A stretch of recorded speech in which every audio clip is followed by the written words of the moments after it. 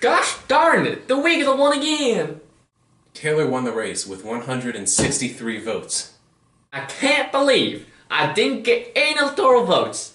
Even Louis Gas managed to get 127 votes.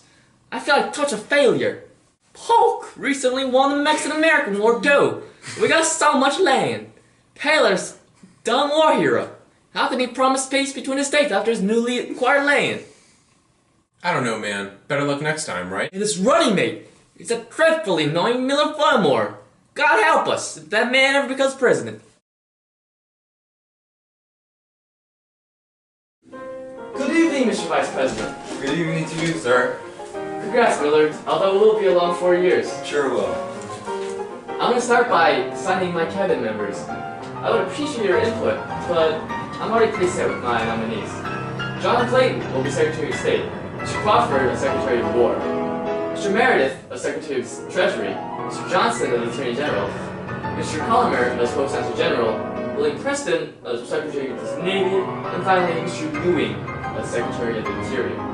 Well, sir, I have heard rumors that you are not at the best of terms with these men, but I asked you to remain friendly to them during my presidency.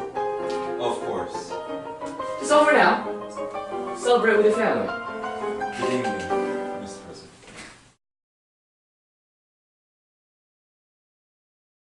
Jonathan, don't you think it's time to make peace with the British? You know, somewhat a perfect neutrality for us to gain transit rights to the isthmus? Yes indeed, Mr. President. It will be my pleasure to resolve this issue in Great Britain, mainly regarding about the Nicaragua Canal.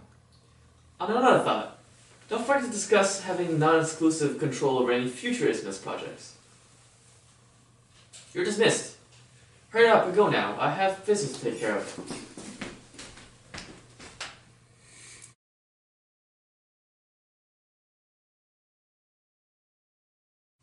We need to act quickly regarding the new land west. Mr. Douglas, there are a few things I want to accomplish through this act. Okay. Do tell. I will need to put aside personal opinions in order to get most of what I want passed. California will need to be entered as a free state. Texas will also need to give up New Mexico.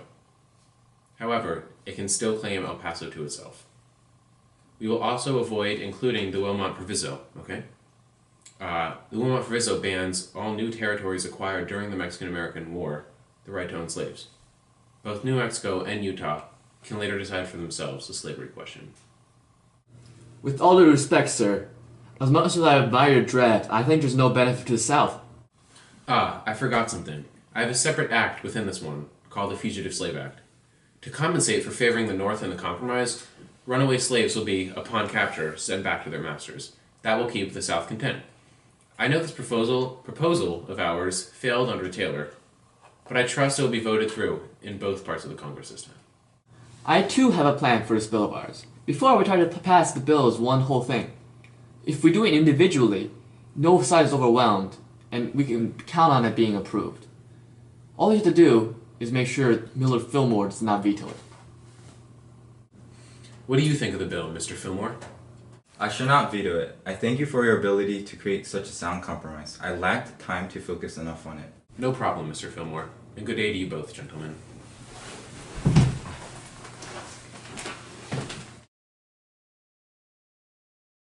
I don't trust these tricky elitists. It's nice to see what they did so my slaves don't run away, but I suspect something is wrong with them allowing these new free states. Those elitists are favoring for the South again. Once slaves escape the tyranny of their masters, they should never have to return again. Blasphemy. Although soon enough, all the slaves will be free. Never!